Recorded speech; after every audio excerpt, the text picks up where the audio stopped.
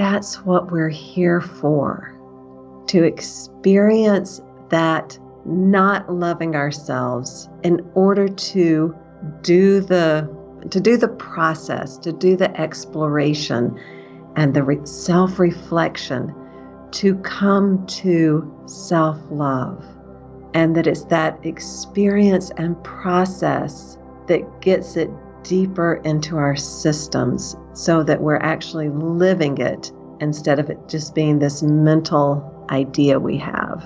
I see this so much in my own life and in my work with clients that we can know things on a mental level, like knowing that the square root of 4 is 2, but it's something we've memorized. And then we know things in our heart, like that we love somebody, or that this particular music brings us joy because we feel it in our hearts. And then we can know things in our bodies.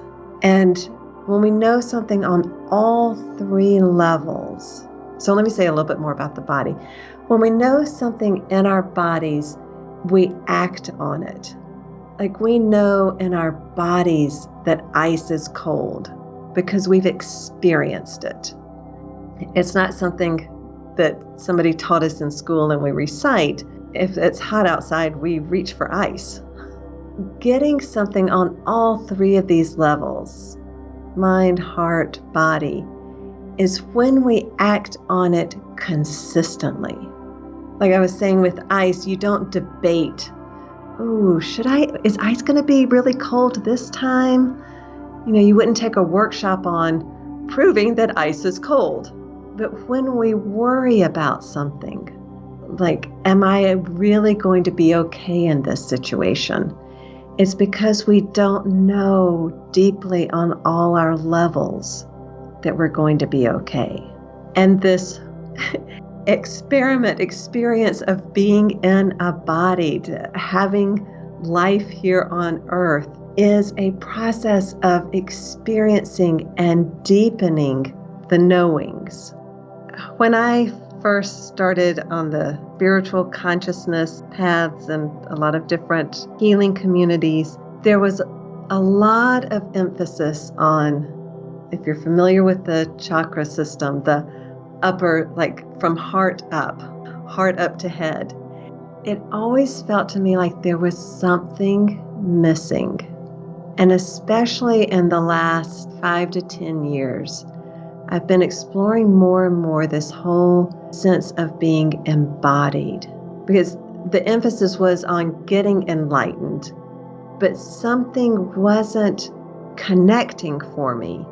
And it was when I flipped it around and I started exploring people who were talking about being embodied that things really clicked. And now I'm focusing on going deeper in order to go higher, which cuts out the spiritual bypassing, the emotional bypassing, and feels so much more authentic and vulnerable and real to me.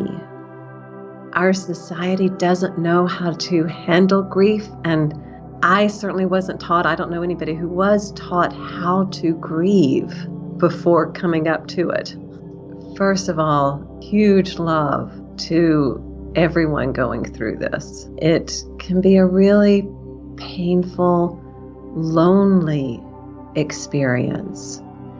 So my thoughts on that for anyone who's experiencing it is, first, practice kindness to yourself and don't push yourself to try to get through grief. So many of us get the message that, just look on the bright side, be okay.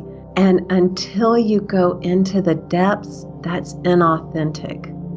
It's something each person has to come to on their own. And it's not a goal.